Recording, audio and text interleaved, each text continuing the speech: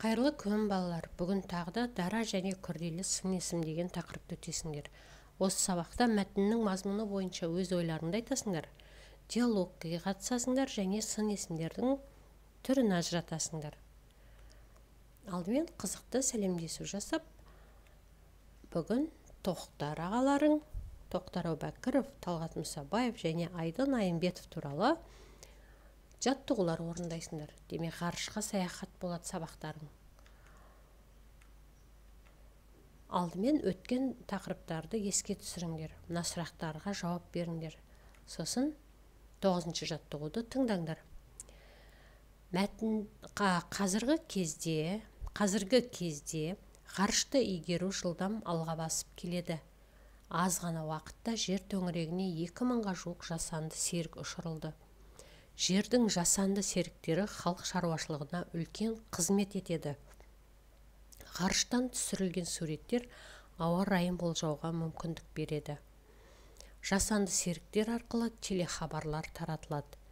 Алыс жерлермен радио, телефон байланыстары жүргізіледі. Көптеген елдердің ғарыш кемелері біздің республикамыздағы Байқоңыр ғарыш айлағынан ұшырылады. Суретте Байқоңыр ғарыш айлағын көріп тұрсыңдар.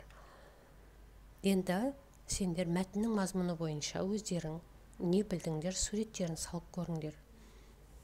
Мынау ғарышты игеру арқылы біз жер серіктері арқылы теледидарды, ауа райын болжаймыз және жан-жақпен байланыс жасаймыз. Сосын шаруашылыққа да пайдасы бар екеніне ауа райын болжап отырамыз. Енді мәтінде қарамен жазылған екі сөзді көріп тұрсыңдар. Үлкен және алыс. Бұл екеуі сын есім. Қандай сұраққа жауап береді? Сосын дара ма әлде күрделі ме? Дара болса неге, күрделі болса неге деген сұраққа жауап беріп көріңдер. Әрі қарай 10-шы жаттығуға назар аударыңдар. Бұл жаттығуды жылдамдыққа орындайсыңдар. Сендер ғарыш айлағына барып көріңдер. Егер баратын мүмкіндік болмаса, YouTube каналынан ғарыш айлағы туралы мәлімет көріп алыңдар. Сосын ғарышқа ұшқалы жатқан ғарышкерлермен кездесіп қалдым деп елестетіп, өзің Тоқтар ағамен, немесе Талғат ағамен, немесе Айдын Айымбетовпен қайсысымен сұхбаттасқың келеді, сол ғарышкерге дайындаған сұрақтарыңды қойыңдар. Немесе достарыңмен бірге біреуің ғарышкер, біреуің тілші, журналист болып, бір-бірлеріңмен сұхбаттасып көріңдер. Мысалы, егер мен ғарышкерлердің біреуін көріп қалсам, осылай сұрақ қоятын едім. Сәлеметсіз бе аға?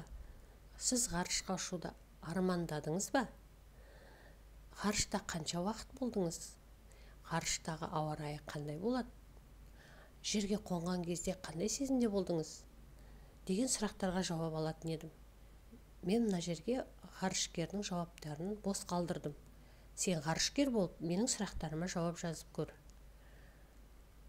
Барлық сұрақтарыма жауап алып болған соң, мәдениет адам ретінде рахмет аға, сау болыңыз деп сұрақтарымды, сұхбатымды аяқтаймын. Әрі қарай сергіту сәтін жасап, мына сурет бойынша сын есімдерді қатыстырып, мәтін құрастырып көріңдер. Мысал үшін, ғарыш әлемі деген мына бір әңгімелеу мәтінін құрап көрдім. Мейлінше сын есім қатыстыруға әрекет қылдым. Оқып көр. Әр адам ғарышқа саяхаттағысы келеді. Бүгін ойша ғарышқа саяхат жасайық. Менің ойымша, ғарыш әлемі өте қызық. Ол жақта ұсақ жұлдыздар, ірі ғарыш денелері көп. Ерекше адамдарды кездестірген кезде өте қорқынышты болады деп ойлаймын. Ғарышкерлер ғарыш туралы қызық мәліметтер жинап келеді. Осымен менің ғарышқа саяхатым аяқталды деген әңгімелеу мәтінін құрастырдым. Енді менің мәтінімде сын есімдер бар ма? Және олар қандай сын есімдер болды? Көрейік. Менің ойымша ғарыш әлемі өте қызық. Қызық деген ол дара сын есім. Ол жақта ұсақ жұлдыздар. Қандай жұлдыз? Ұсақ. Ірі ғарыш денелері. Ірі, ұсақ, ірі, қызық деген сөздер дара сын есімдер. Олар қандай деген сұраққа жауап беріп тұр. Ерекше адамдарды кездестірген кезде өте қорқынышты болады. Қандай болады? қорқынышты болады. Сосын қызық мәліметтер. Қандай мәлімет? Қызық мәлімет. Ал сен қандай мәтін құрайтын едің? Және сен дара, күрделі сын есімдерді қатыстыра аласың ба мәтініңе? Жазып көр. Сосын мына сұрақтарға жауап беріп көрейік.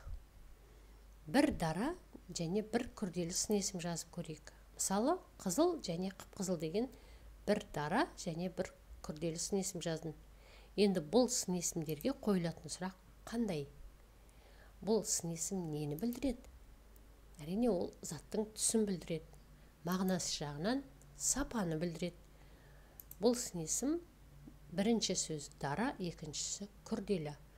Ал сен қандай сын есімдер жаздың? Осы сұрақтарға жауап беріп көр. Балалар, сендер бүгін дара және күрделі сын есіммен таныстыңдар. Және ғарышкерлер туралы мәтін құрастырдыңдар. Ғарышкермен сұхбаттастыңдар. Ал сендерге сабақ берген Гүлзина Жақсылық. Сұрақтарың болса, мына номерге хабарласуды ұмытпаңдар.